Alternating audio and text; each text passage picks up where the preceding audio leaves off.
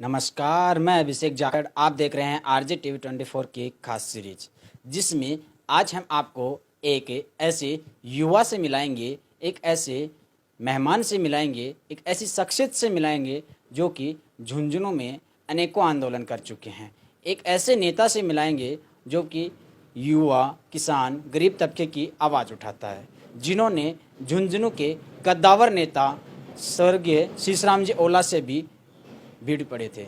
एक ऐसे नेता से मिलाएंगे जो कि हर तबके की आवाज़ उठाता है। वो कोई और नहीं, जिला परिषद सदस्य और आम आदमी पार्टी के नेता पंकज जी धनखड़ हैं। नमस्कार पंकज जी, आपका आरजी टीवी 24 की खास सीरीज में स्वागत है।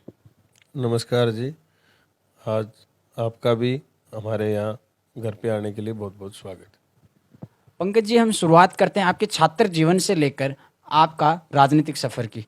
आप राजनीति में क्या सोच के आए थे? क्योंकि अक्सर छात्र जीवन में होते तो उनके सपने ये होते हैं कि मैं कोई अफसर बनूं या फिर कोई अधिकारी बनूं, लेकिन आपने राजनीति में आने का तय किया, तो वो क्या सोच के किया था?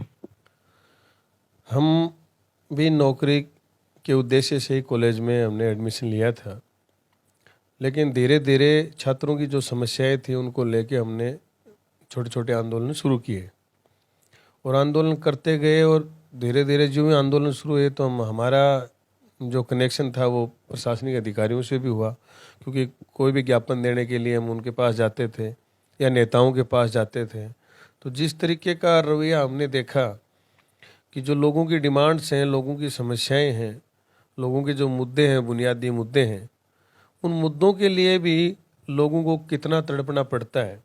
और प्रशासनिक अधिकारी हो चाहे लीडरशिप हो, वो सारी की सारी उसको इग्नोर करती थी। वो ऐसे समझती थी कि जैसे कोई काम भी अगर वो करें तो लोगों पर एहसान कर रहे हैं, जबकि कोई कर्मचारी हो चाहे जनप्रतिनिधि हो, वो लोकतंत्र में एज ए नौकर होता है। लोकतंत्र में जनता मालिक होती है, क्योंकि जनता उनका चुनाव करती है। तो नौकर तो मालिक बन गए और जो मालिक थे वो नौकर बन गए, हाथ जोड़े खड़े रहते थे। और ये हाथ जोड़े खड़े रहते थे, वो सोचते थे कि हम इनका कोई छोटा मोटा अगर महीने 2 महीने में कोई काम भी कर रहे हैं तो वो इन पर बहुत बड़ा एहसान कर रहे हैं। इस तरीके की मानसिकता जो जो हम देखते गए, चलता रहा, तो हमारे दिमाग में भी आया कि सारी जो गंदगी फैली हुई है ना, लोगों के साथ जो न्याय नहीं हो रहा है, लोगों को जो उनके हक अधिकार मिल नहीं रहे हैं, लोगों को जानबूझ के दबाया जा रहा है।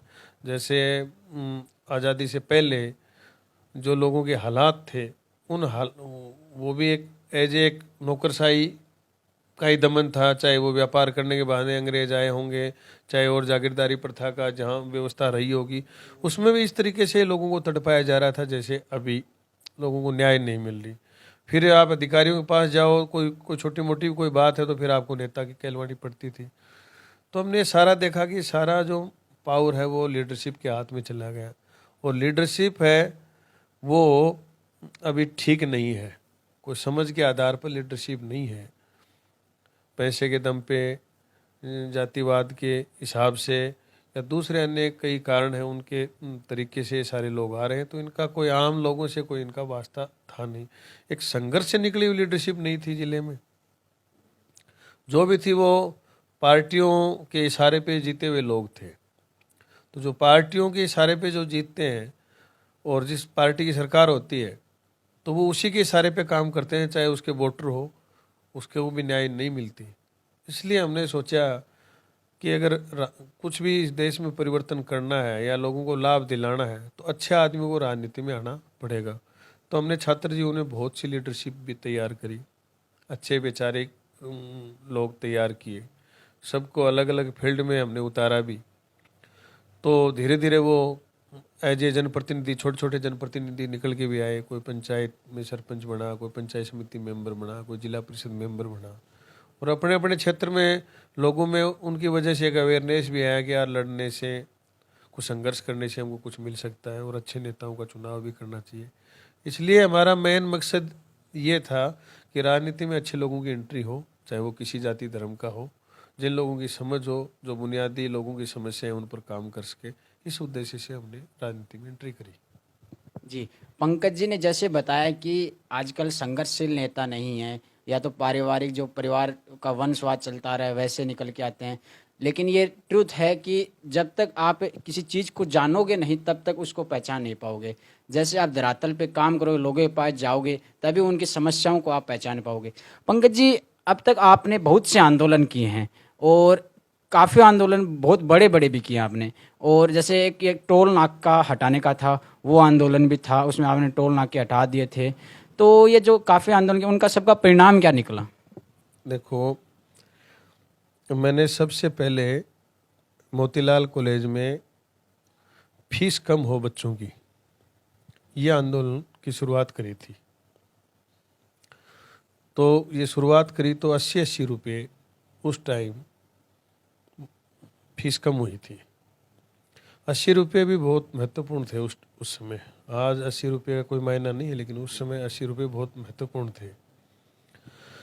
जो भी आंदोलन हमने किए, फीस का किया, गवर्नमेंट कॉलेज खुलाने का किया, शेखावाटी यूनिवर्सिटी का किया, राजस्थान यूनिवर्सिटी की फीस बढ़ा दी थी और बीकानेर यूनिवर्सिटी की फ़ीस कम थी, तो हमने राजस्थान यूनिवर्सिटी की फ़ीस बीकानेर यूनिवर्सिटी के बराबर हो, इस बात को लेकर आंदोलन चलाया।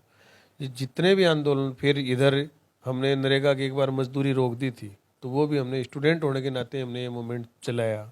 बेरोजगारी भत्ते का आंदोलन भी हमने राजस्थान में शुरू किया। टोल टैक्स पहली बार झुंझुनू जिले में टोल लगा था शिक्कर लोहारो सड़क पे। तो झुंझुनू से निकलते ही जो बगड़ की तरफ हम जाते हैं, तो ये देसूसर प्रतापपुरा स्टैंड आता है, बगड़ बीड़ भी बोलते हैं उसको, मठ बोलते हैं। मठ में टोल लगा दिया था कि झुंझुनू में एंट्री, आसपास के गांव भी अगर एंट्री करेंगे तो उनको टोल देना पड़ेगा। तो टोल संघर्ष समिति बनी दोनों जिलों की, शिक्कर और झुंझुनू की, इसका भी मैं अध्यक्ष था। तो ये बगड़ बीड़ वाला टोल तो हमने उखाड़ के फेंक दिया था। फिर सरकार ने 3 महीने टोल स्थगित कर दिया।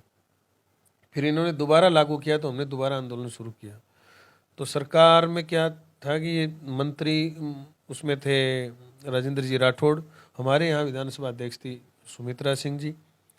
तो इन सब लोगों ने समझौता करके, और इन्होंने ये कहा कि सुमित्रा जी ने तो ये गणित लगा दिया कि झुंझुनू फ्री हो जाए मेरी विधानसभा, बाकी बाढ़ में जाए।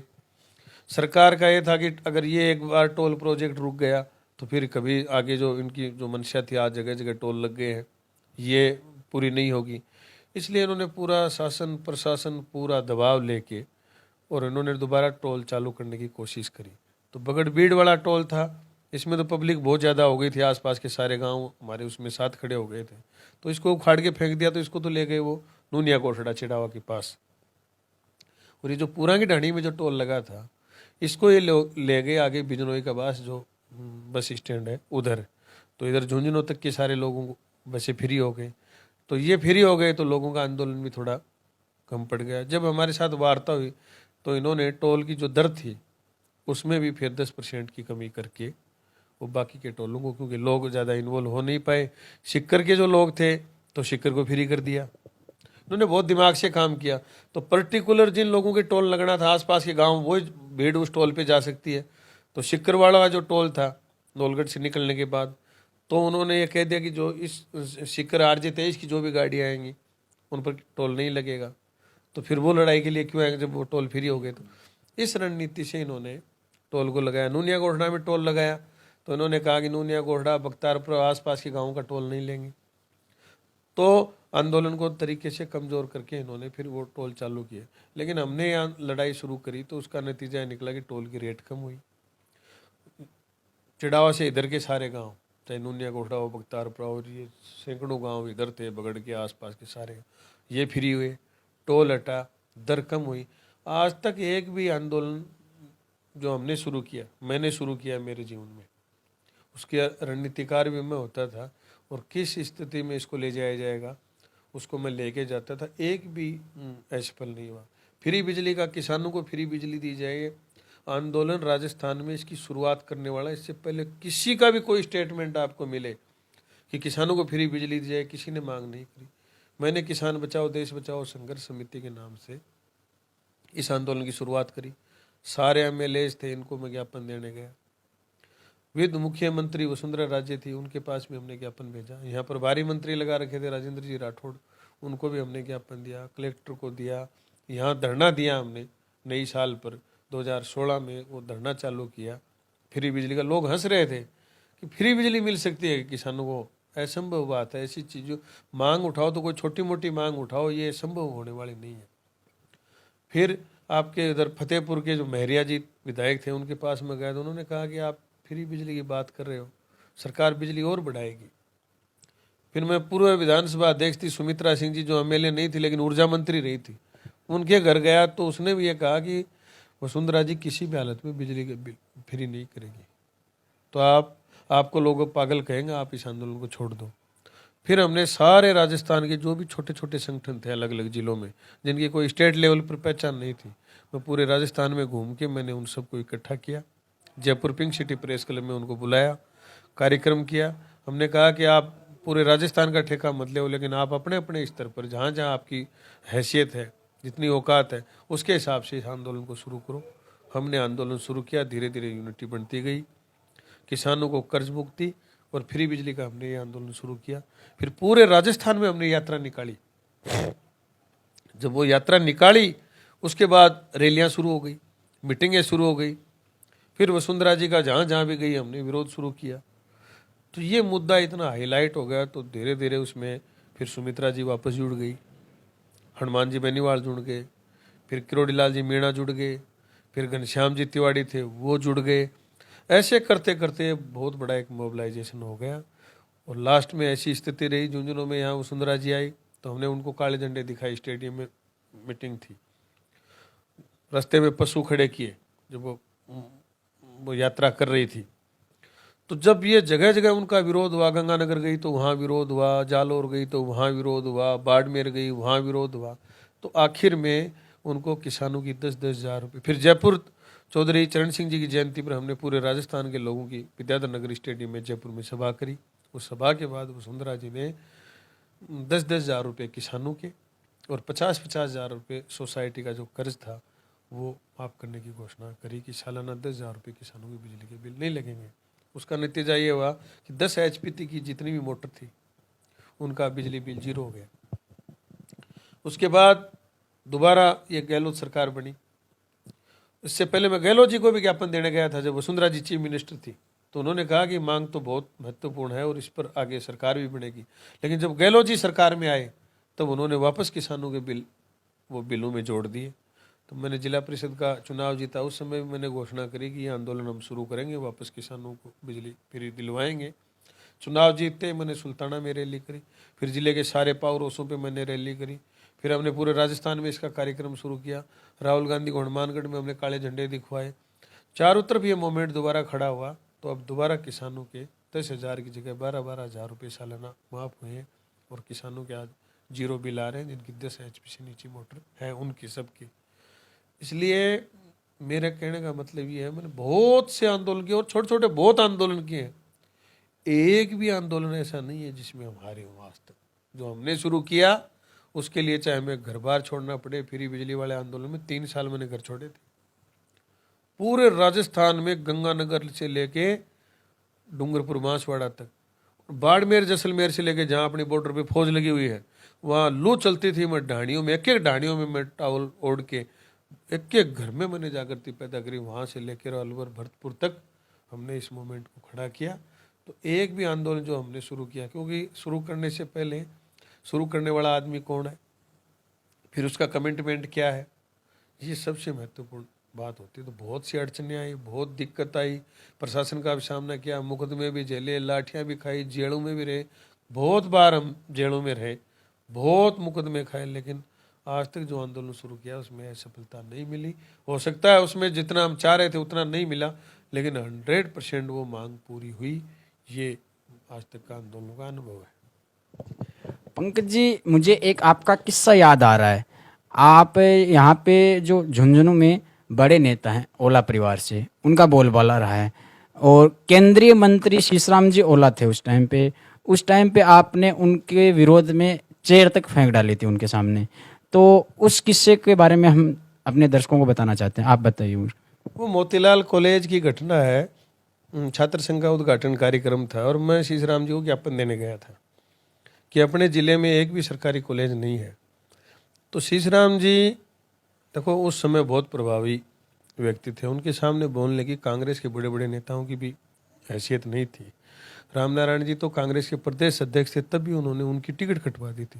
जो टिकट बांटने वाला है उसकी टिकट ओला जी ने कटवा दी थी, तो आप कल्पना करो कितने हैसियत वाले थे। तो मैं ज्ञापन देने गया तो वो डांट फटकार की तो उनकी शुरू से ही आदत है, वो अपने वोटर को भी इसी तरीके से डांटते थे, बाद में प्यार करते थे।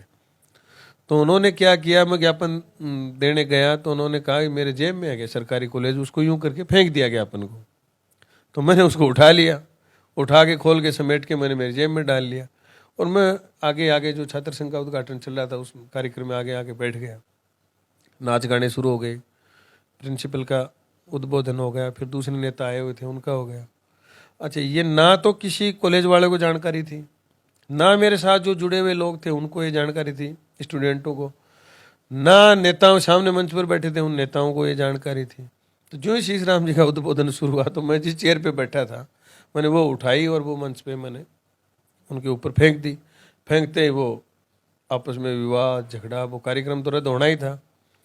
तो वो तो एक वैसे तो ऐतिहासिक घटना थी।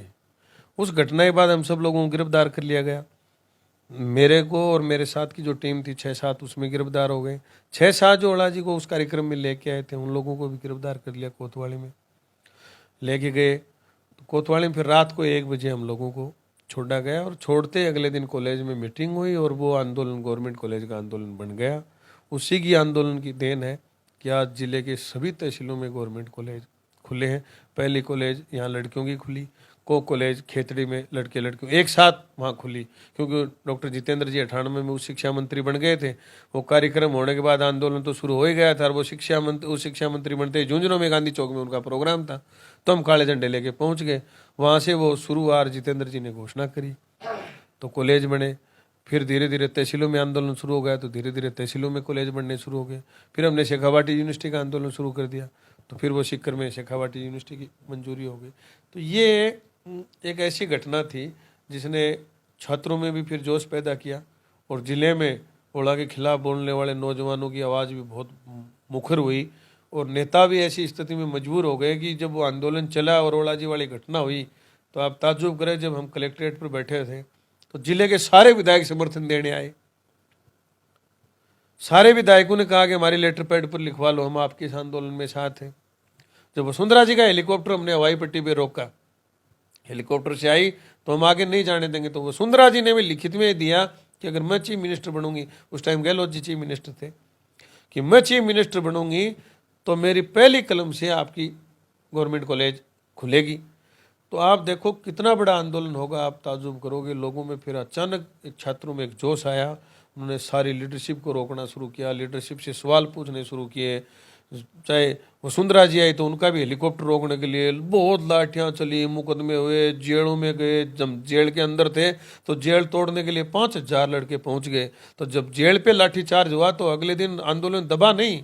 एमएन दिनेश जो आजकल हमारे इसमें लगे हुए हैं भ्रष्टाचार में, एसीबी में, वो हमारे एसपी थे, तो उन्होंने, वो सख्त एसपी भी थे लेकिन वो समझते भी थे, तो उन्होंने जेल पे माहौल देख के लाठीचार्ज करवाया। जो भी जवान बच्चा दिखा शहर में उसको सबको पीटा गया। अगले दिन 10,000 लोग कलेक्ट्रेट पर पहुंचे। तब दिनेश साहब की समझ में आया कि ये आंदोलन कोई लुच्चे लफंगों का आंदोलन नहीं है, जेन्युइन आंदोलन, इनकी मांग है।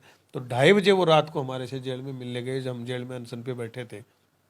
तो उन्होंने कहा कि क्या बात है, हमने कहा कि आप सरकारी कॉलेज नहीं है और गरीब बच्चे पढ़ नहीं पा रहे। तो तब उन्होंने बताया कि मैंने भी इंजीनियरिंग की है, मैं भी एक गरीब परिवार से हूँ और आपकी मांग वाजिब है, मैं आपके लिए इसमें क्या मदद कर सकता हूँ। तब हमने कहा कि सर हम इस आंदोलन को आगे बढ़ाएंगे, तो प्रशासन ज्यादती नहीं करे, वाजिब मांगा, आप इसमें थोड़ा कोऑपरेट करना। उसके बाद प्रशासन की भावना भी बनी, पुलिस के सारे लोगों की, दूसरे लोगों की वाजिब मांग है, सब लोगों ने कोऑपरेट भी किया। तो बहुत बड़ा संघर्ष है और संघर्ष में रिजल्ट मिला है और जिले को लाभ मिला। आज करोड़ों रुपए सालाना जो बच्चे बच्चियां गवर्नमेंट कॉलेज में पढ़ रहे हैं, उनके माँ बापों की फीस बच रही है, तो फायदा नहीं है क्या? ये टोल हटा तो आज तक, वो 2005 में लगा था, आज 17 साल हो गए, 17 साल में 150 गांव फ्री हुए, तो इनको फायदा नहीं हुआ क्या? हमने फीस कम करवाई, फायदा नहीं हुआ क्या? फोरम की फीस बीकानेर यूनिवर्सिटी के बराबर कराई, राजस्थान यूनिवर्सिटी की, फायदा नहीं हुआ क्या? आज तक हमने कई हजार करोड़ों का फायदा इस जिले के लोगों को संघर्ष के दम पे दिलवाया है। जी, पंकज जी ने जो ये ओला साहब का जो वाकया बताया, ये वाकई में एक अद्भुत है, क्योंकि उनके सामने यूं कहें कि बोलना एक बहुत बड़ा कलेजा चाहिए, क्योंकि जो ओला साहब का यहाँ पे झुंझुनू में बोलबाला है, उनके सामने बड़े बड़े नेता भी बोलने से कतराते हैं। उन और पंकज जी ने जो ये साहस दिखाया, ये भी एक काबिल तारीफ है यूं कहें तो। आपके छात्र जीवन की बात करें तो आप आयशा कहें या फिर एसएफआई से जुड़े हुए थे, जो कि माकपा का एक छात्र संगठन है। तो अब आपने आम आदमी पार्टी ज्वाइन कर ली है, तो इन दोनों की विचारधाराएं अलग हैं, तो आप इसे किस रूप में देखते हैं? देखो, हम जिस छात्र संगठन में जुड़े थे, वो छात्र संगठन स्टूडेंट्स की जो डिमांड्स थी, पूरे भारत में शिक्षा का निजीकरण नहीं हो, व्यवसायीकरण नहीं हो, अच्छी शिक्षा लोगों को मिले, फीस ज़्यादा नहीं हो, इस तरीके के मुद्दे को लेके वो छात्र संगठन काम करता था। ये छात्र संगठन का संबंध था वो सीपीएम से था। सीपीएम लोगों के जो बुनियादी मुद्दे हैं, उनकी चिकित्सा है, उनका स्वास्थ्य है, उनका खेल है, उनका रोजगार है, जो गरीब लोग हैं उनकी जो बुनियादी समस्याएं हैं, उन समस्याओं पर ये पार्टी काम करती थी। आज उद्देश्य थे उनके, अब कितना काम करती थी वो तो जिन जिन राज्यों में सरकारें रही हैं वहाँ से उनका रिजल्ट आएगा। जिस उद्देश्य को लेके वो काम करती थी, हमने पार्टी बदली, अपने उद्देश्य नहीं बदले। उस उद्देश्य, उसके जो उद्देश्य देखे उसके बाद हम उनसे जुड़े थे, क्योंकि उनके उद्देश्य और हमारे उद्देश्य मैच कर रहे थे। हम वहाँ कम्युनिस्ट पार्टी में ऐसे भाई हम नौकरी नहीं करते थे, कोई सैलरी नहीं मिलती थी, वो उद्देश्य लोगों के हित में थे इसलिए जुड़े थे। अब उद्देश्य पे काम नहीं हो, उद्देश्य का विस्तार नहीं हो, उद्देश्य आगे बढ़े नहीं। अब 3 राज्यों में गवर्नमेंट थी सीपीएम की, अभी तक पूरे भारत में हर गांव ढाणी में एक आदमी जरूर था इनका। आज 3 राज्य से एक राज्य पे आ रहे, बैक साइड में जा रहे हैं, तो मंथन करना चाहिए था। तो हम तो उनकी नौकरी करते नहीं थे, हम तो लोगों के नौकर हैं। लोगों की जो समस्या है उनका हल होना चाहिए। आम आदमी पार्टी आज जो हमारा वर्तमान भविष्य है उसके लिए, हमारे आगे के जो आने वाले बच्चों का जो भविष्य है उनको बचाने के लिए ज़मीन पे काम कर रही है। जैसे बिजली है, पानी है, शिक्षा। आज दिल्ली में जाके देखो, आईएएस का बेटा और एक मजदूर का बेटा एक साथ पढ़ रहे हैं। शिक्षा के निजीकरण को उन्होंने कम किया, सरकारी स्कूलों का स्तर उन्होंने सुधारा है। आप ये किसी से छुपा हुआ नहीं है। स्वास्थ्य को लेके जो फ्री इलाज की उन्होंने जो सुविधाएं दी हैं और जो मोहल्ला क्लिनिक खोले हैं, आज बीमारी पे एक गरीब आदमी का कितना खर्चा हो जाता है, आज हर मोहल्ले में उनको सुविधाएं मिल रही हैं। रोजगार के लिए प्लान बनाए जा रहे हैं, गरीबों के लिए अलग से स्कीम बनाई जा रही हैं। आज जो राशन की जो व्यवस्था थी, एक मजदूर अपना काम थका के 500 रुपये मजदूरी थका के सुबह से लेकर शाम तक यहाँ राशन की लाइन में लगा रहता है। आज वहाँ उनको काम थकाने की जरूरत नहीं है, राशन उनके घर पहुँच रहा है। जो 70-75 साल बाद भी हम लोग बिजली पानी मांग रहे हैं, आज वहाँ बिजली पानी की कोई दिक्कत नहीं है। तो जो मूलभूत सुविधाएं जो उनकी पूर्ति हो रही है, तो क्यों ना ऐसी विचारधारा के साथ, क्यों हमारा तो यही उद्देश्य है। बहुत से लोग कहते हैं कि यार इन्होंने तो 72 पार्टियां बदल ली, 100 पार्टियां बदल ली, बहुत से नेताओं पर आरोप लगाते रहते हैं। अरे पार्टियां बदल ली, पार्टियों की नौकरी थोड़ी करते हैं हम, विचार थोड़ी बदल लिए हमने लोगों के लिए काम करना बंद कर दिया हो तो आप कह सकते हो। हम जिन मुद्दों को लेकर लड़ाई लड़ रहे थे बचपन से, आज वो छोड़ दिए तो आप कह सकते हो। पार्टियां तो वो जिस उद्देश्य को लेकर पार्टियां बनाई, उद्देश्य से पार्टियां भटक जाएंगे तो क्या हम उनके जीवन भर उनके साथ चिपके रहेंगे? उनका ठेका ले रखा हमने जनता का ठेका ले रखा, लोगों का ठेका ले रखा, पार्टियों का ठेका नहीं ले रखा। सुभाष चंद्र बोस ने फॉरवर्ड ब्लॉक बनाया, चौधरी चरण सिंह जी ने कांग्रेस को लात मारी, कुमाराम जी ने कांग्रेस को लात मारी, मुलायम सिंह, लालू यादव, देव, पहले तो कांग्रेस ही थी पूरे भारत में। तो जितनी भारत में पॉलिटिकल पार्टियां बनी हैं, काशीराम जी ने बीएसपी बनाई, दूसरी और अनेक भारत में पॉलिटिकल पार्टियां बनी हैं, तो यही से निकले हैं ना। जब पार्टियां अपने रास्ते से भटक गई तो लोगों ने जनता के हित के लिए अलग अलग पार्टियों का गठन किया, उन पर काम हो रहा है। जो पार्टियां काम कर रही हैं वो आगे बढ़ रही हैं, जो पार्टियां मंच पे कुछ बोलती हैं और काम कुछ करती हैं, उनका लोग चरित्र देख रहे हैं, तो वो पार्टियां फेल भी हो रही हैं। आज पूरे भारत में सबसे ज़्यादा जो समस्या है वो बेरोजगारों की समस्या है। यानी 2014 के बाद सेंट्रल गवर्नमेंट कह रही थी सालाना 2 करोड़ नौकरियां देंगे। 2 करोड़ नौकरियों में छोड़ो, 15 करोड़ बेरोजगार हो गए। 15 करोड़ इन्होंने हटा दिए लोगों को जो काम पे लगे हुए थे। तो अभी पूरे देश में 16 अगस्त से 22 अगस्त तक जंतर मंतर पर पूरे भारत के बेरोजगारों का आंदोलन है, और वो उस आंदोलन का एक स्लोगन भी है कि पूरा देश करे पुकार, रोजगार दो रोजगार। ये आंदोलन पूरे भारत में शुरू हो रहा है, हम भी उसका हिस्सा हैं, उसमें जाएंगे। ये नहीं कि मैं चुनाव यहाँ से जीता हूँ तो मुझे इन्हीं लोगों से सिर्फ मतलब वोट के लिए, ये पूरे भारत का मामला है, तो भी हम जा रहे हैं, हमारा काम छोड़ के, काम धंधा छोड़ के जा रहे हैं। ये लालच नहीं किसी विधानसभा में घूमे चुनाव की आंकड़ी बैठ जाए, बस एमएलए बढ़ जाए, ये उद्देश्य नहीं है।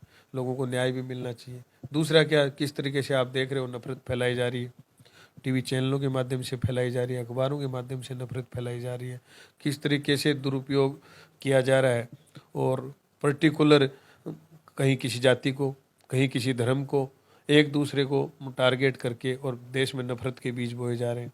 तो उस आंदोलन का हमारा दूसरा जो स्लोगन है, नफरत नहीं रोजगार चाहिए, जीने का अधिकार चाहिए। क्या आप भारत से किसी जाति को बाहर निकाल सकते हो, किसी धर्म को बाहर निकाल सकते हो? नहीं निकाल सकते। जो चीज़ असंभव है, तो उस संभव में नफरत आप पैदा करोगे तो लोग बुनियादी मुद्दों से उनका ध्यान भटक जाएगा और दूसरे मुद्दों में लग जाएगा।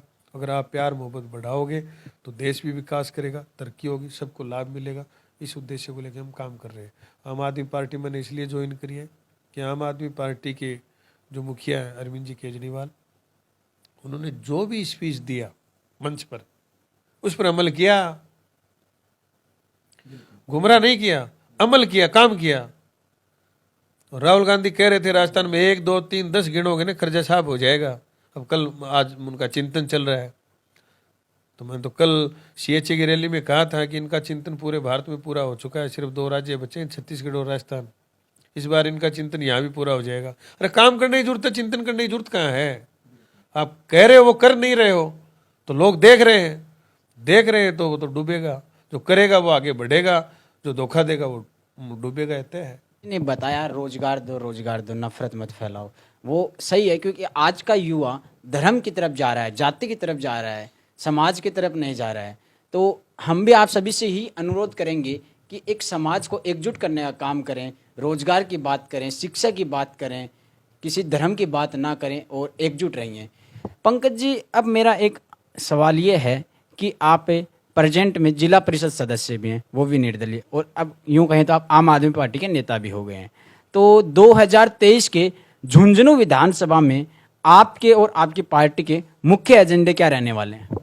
देखो, पार्टी का एजेंडा कोई क्षेत्र विशेष को नहीं है, ये पूरे भारत के एजेंडे पे पार्टी काम कर रही है। और भारत के जो बुनियादी मुद्दे हैं लोगों के, शिक्षा, रोजगार, बिजली, पानी, खेल, उनका स्वास्थ्य, ये पूरे भारत की समस्या, अकेले एक जगह की समस्या नहीं है। इन मुद्दों को लेके पार्टी काम कर रही है। किसानों में जैसे उनकी भाव की बात है, एमएसपी की बात है, उसको गारंटी कानून बनाया जाए, इसके पार्टी पक्ष में है।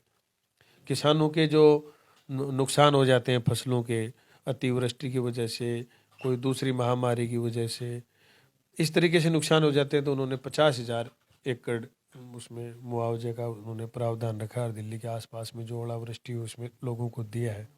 तो जो किसानों का भी ख्याल कर रही है, मजदूरों के लिए कानून बना रही है, महिलाओं के पक्ष में उन्होंने अच्छी उनको सुविधाएं दी है। दिल्ली में आज कोई भी महिला बस में जा सकती है, उसको किराए की जरूरत नहीं है, उसकी सुरक्षा की भी बात है। इन सब मुद्दों पर जब पार्टी काम कर रही है तो उसी मुद्दे पे यहाँ भी ये लड़ाई रहेगी और उसी मुद्दे पे चुनाव लड़ा जाएगा।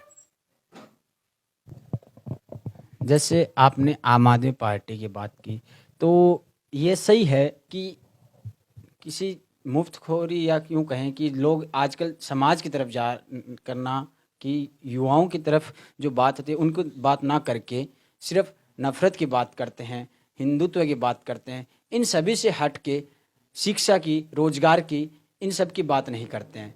ये मैं खुद एक पर्सनली तो नहीं कहूँगा क्योंकि हम किसी पार्टी को नहीं सपोर्ट करते हैं, लेकिन युवाओं की जो मुख्य मांग होती है उन सभी पे अमल करना चाहिए।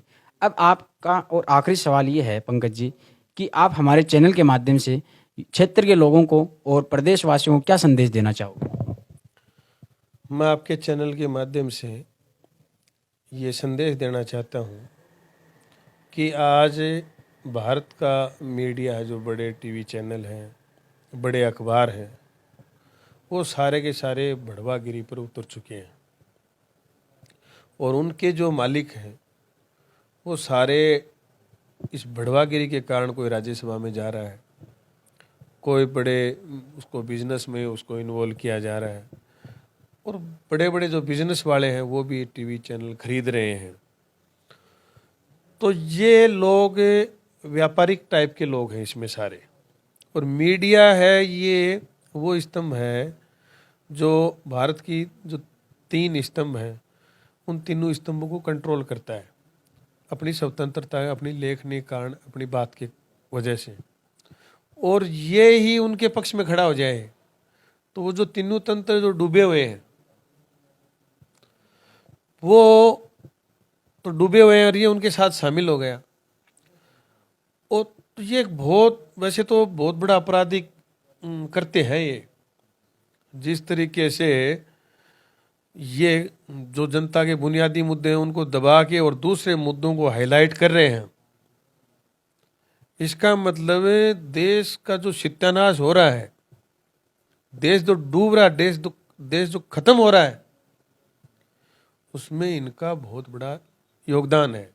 इसलिए आपके चैनल के माध्यम से मैं ये कहना चाह रहा हूँ कि थोड़ा बहुत अभी बचा हुआ है जो मामला, ये जो छोटे छोटे जो चैनल बनाए हैं, किसी ने यूट्यूब पे बनाया है, किसी ने छोटे छोटे चैनल दूसरे फेसबुक पे आप दिखा रहे हो, कोई पेज पे आप दिखा रहे हो, जो सोशल मीडिया के जो चैनल बने हैं, ये सोशल मीडिया के माध्यम से लोगों के एक दूसरे के आदान प्रदान हुए हैं, उसकी वजह से ये जो ढांचा अभी थोड़ा बहुत बचा हुआ है।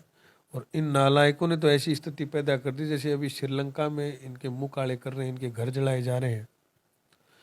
ये स्थिति यहाँ होने में अभी समय नहीं लगेगा, तो इनको कंट्रोल करना चाहिए। दूसरी बात, आपने एक बात कही कि मुफ्तखोरी का भी ये प्रचार प्रसार कर रहे हैं।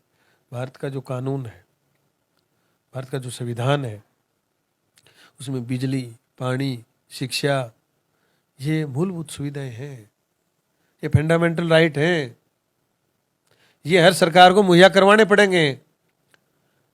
आप बिजली उपलब्ध करा रहे हो लोगों को निःशुल्क आप शिक्षा दे रहे हो, तो एहसान थोड़ी कर रहे हो। पूरे भारत में जो टैक्स ले रहे हो, गरीब आदमी नमक खाता है उस पर भी टैक्स देता है। ये प्रचार कर रहे हैं ना कि टैक्स देने वाले कुछ लोग हैं, वो टैक्स देने वाले नहीं, वो टैक्स की चोरी करने वाले लोग हैं। टैक्स भारत का गरीब से गरीब आदमी जो माचिस भी लेके आता है उस पर भी टैक्स लग रहा है, तो टैक्स हम दे रहे हैं, भारत के गरीब लोग दे रहे हैं। तो जो आप पूरे भारत से टैक्स ले रहे हो तो उनको दे क्या रहे हो? सिर्फ आप लेने ही लेने का काम है, तो फिर आप गवर्नमेंट नहीं हो, फिर आप व्यापारी हो। आप जो टैक्स कलेक्ट हो रहा है उसके बदले आपको शिक्षा देनी पड़ेगी, उसको आप बदले आपको पानी देना पड़ेगा, उसके बदले आपको बिजली देनी पड़ेगी। रही बात किसानों की फ्री बिजली की, तो किसानों का भाव तय कौन करता है अनाज का? 1 बीघा की जो लागत है ना किसान की गेहूं की, उस पे जो 1 बोरी जो निकालता है 1 कुंटल, उस पे उसका सारा खर्चा, उसकी घर की लेबर, उसका निराई, गुड़ाई, बुआई, कटाई, जो सारा लेके घर तक आता है तो 1 कुंटल बोरी पे 7,000 रुपये खर्च होता है। और फिर 50% उस पर लाभकारी मूल्य, तो 10,500 रुपये कुंटल किसान की गेहूं होनी चाहिए। और आपने एमएसपी कर रखी है 2,200। तो घाटे में कौन ले जा रहा है किसान को? तो सरकार ले जा रही। सरकार कह रही कि देश को हम खिलाना चाहते हैं, तो देश को खिलाना चाहते हो तो इस पर दंड क्यों लगा रहे हो आप? इसको खाद बीज निराई गुड़ाई कटाई इसके तो पैसे दो। बिजली तो आप निःशुल्क दो, कम से कम आप इनका भाव भी आप ही तय करते हो, और इनकी जो चीजें मिलती हैं उन पर भी आप ही रेट फिक्स करते हो। तो मारने का काम नहीं है क्या ये? इसलिए ये फ्री की चीजें नहीं है, लोग ये प्रचार कर रहे हैं, फ्री की चीजें खुद ले रहे हैं। एक नेता को 3000 यूनिट बिजली फ्री मिलती है, तो नेता किसने बनाया? जनता ने। तो जनता तो भूख मरे, उसको 3000 फ्री, टोल उसका फ्री, टेलीफोन उसका फ्री, उसका किराया उसका लगता नहीं। हवाई जहाज में जाओ, चाहे ट्रेन में जाओ, चाहे बस में जाओ, गाड़ी लेके घूमेगा तो गाड़ी का तेल उसको फ्री। तो फ्री का कौन खा रहा है? जनता टैक्स कौन खा रहा है? जो खा रहे हैं वो कह रहे हैं कि इनको फ्री मत दो, तो इनका खून निकाल लो, इनको मार दो, फ्री मत दो, इनको मार दो। ये व्यापारिक लोग हैं। पहले ईस्ट इंडिया कंपनी थी, अभी ये भारतीय जनता पार्टी के रूप में नई ईस्ट इंडिया कंपनी बन गई अडानी अंबानी की। ये भारत के सारे साधन संसाधनों पर कब्जा कर रहे हैं, और जिस देश के साधन संसाधनों पर एक दो आदमी का कब्जा हो जाए वहाँ की जनता स्वतः ही गुलाम हो जाती है। गुलामी का कोई दूसरा प्रमाण नहीं है। गले में पट्टा डाल के नहीं घूमते गुलाम। अंग्रेज भारत में आए, भारत के सारे साधन संसाधनों पर कब्जा कर लिया, जनता अंग्रेजों की गुलाम हो गई। उससे पहले जितने भी राजा महाराजा जो भी नवाब थे, उन लोगों ने भारत के सारे साधन संसाधनों पर कब्जा कर लिया, भारत की जनता उनकी गुलाम हो गई। आज सारे जो भी सार्वजनिक संसाधन है उन पर किनका कब्जा हो रहा है? अडानी अंबानी का। तो भारत की जनता किसकी गुलाम हो गई? अडानी अंबानी की। ये तो किराए के रखे हुए लोग हैं, वास्तविक देश के मालिक अडानी अंबानी बन चुके हैं। 6-7 दिन पहले आपने देखा ना, इंग्लैंड का प्रधानमंत्री आया, तो अडानी ने कहा, अडानी का कोई राइट नहीं है बयान देने का, विदेश मंत्री दे सकता है, प्रधानमंत्री दे सकता है। अडानी ने कहा कि 2050 तक भारत में भूखमरी खत्म कर देंगे। इसका मतलब मालिक कौन है भारत का? अडानी। ये ध्यान रखने की बात है। आपके चैनल के माध्यम से मैं कहना चाहूँगा कि सोशल मीडिया के चैनल अपने को गांव-गांव में डेवलप करने होंगे। इन चैनलों के माध्यम से आप जो लोगों की वास्तविक समस्याएं उनको आप उठाइए, देश को दिखाइए, देश को बचाइए, वरना देश डूब गया है। ये थे हमारे साथ पंकज धनखड़, जो झुंझुनू से आते हैं, जिन्होंने एक चीज़ ये कही कि आज के टाइम पे जो देश है वो एक लोग लीडरशिप की तरफ में जाके एक गुलाम बनता जा रहा है। तो इससे हम सबको आगे आना होगा और जागरूक बनना पड़ेगा। और आइए आप हमारे साथ जुड़िए RJ T24 के माध्यम से, और समाज को एक नई दिशा देने का काम करते हैं। जय हिंद, जय राजस्थान।